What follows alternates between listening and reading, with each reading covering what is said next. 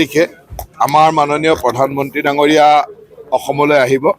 গুৱাহাটীৰ খানাপাৰা খেলপথাৰত এখন ভাৰতীয় জনতা পাৰ্টীৰ কৰ্মী সন্মিলন সম্বোধন কৰিব আৰু এই কৰ্মী সন্মিলনলৈকে আমাৰ বুথ পৰ্যায়ৰ পৰা জিলা পৰ্যায়লৈ বিভিন্ন কৰ্মী তালৈকে যাব আৰু কৰ্মীসকল কোন কোন যাব, যেনেকৈ বুথৰ সভাপতি যাব, বুথৰ ছেক্ৰেটাৰী যাব, সেইধৰণে আমি প্ৰস্তুতি চলাইছোঁ আৰু গোটেই অসমৰ 126টা সমষ্টিৰে সকলো কৰ্মী আহি প্ৰধানমন্ত্ৰী ডাঙৰীয়াৰ সভাত উপস্থিত থাকিব আৰু প্ৰধানমন্ত্ৰী ডাঙৰীয়াৰ বাণীৰে সকলোৱে উদ্বুদ্ধ হৈ নেক্সট নিৰ্বাচনৰ কাৰণে সকলোৱে প্ৰস্তুতি চলাব। আমাৰ প্ৰস্তুতি একদম তুংগত আছে। প্ৰাৰ্থীটো আমি গম নাপাওঁ। ভাৰতীয় জনতা পাৰ্টি আৰু মিত্ৰ দলৰ প্ৰাৰ্থী হ'ব, গতিকে প্ৰাৰ্থী আমি গম নাপাওঁ, কিন্তু NDAৰ প্ৰাৰ্থী হ'ব। এইবিলাক কোন ক'ত আছে, আমাৰ মুঠতে NDAৰ সুন্দৰ ডিছকাশ্যন চলি আছে।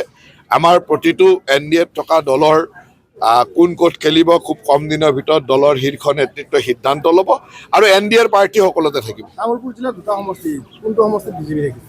NDAৰ প্ৰাৰ্থী থাকিব, বিজেপি ক'ত থাকিব মই নাজানো, কিন্তু NDAৰ প্ৰাৰ্থী তামোলপুৰৰ সমষ্টি দুইটাতে থাকিব। গৌৰৱ গগৈতো কালি কৈছোৱেই, গৌৰৱ গগৈ কোনো পৰিৱৰ্তনৰ ৰেলী নহয়। তেওঁলোকৰ জাগাটোত যাওঁতে তেওঁলোকে এটা বেলেগ ভাবি গ'ল যে কামাখ্যা মন্দিৰত গৈছে। কামাখ্যা মন্দিৰত আচলতে মা কামাখ্যা সেৱা কৰিব যোৱা নাই, তেওঁলোকে মা কামাখ্যাৰ মন্দিৰ ধ্বংস কৰা কালাপাহাৰৰ পৰা অনুপ্ৰাণিত হ'ব গৈছিল।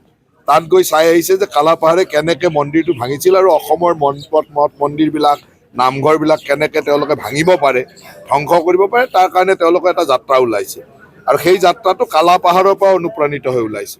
সেই যাত্ৰাত অসমৰ ৰাইজে কিয় মঠ মন্দিৰ ভাঙিব দিব? নিদিয়ে নহয়। অহাকালি গম পাবই, অহাকালি গোটেইটো ৰেডি হৈ আছে, অহাকালি গোটেইখিনি গম পাব। যিদিনাখন কথাবিলাক ওলাব সেইদিনাখন গম পাব। এতিয়া আপোনালোকৰ চৰ্চাটোত ক'ত ৰাজনীতি চলে? চৰ্চাৰ কোনো কথা নাই। আমি সকলোৱে NDA হৈ এতিয়াও চলি আছোঁ।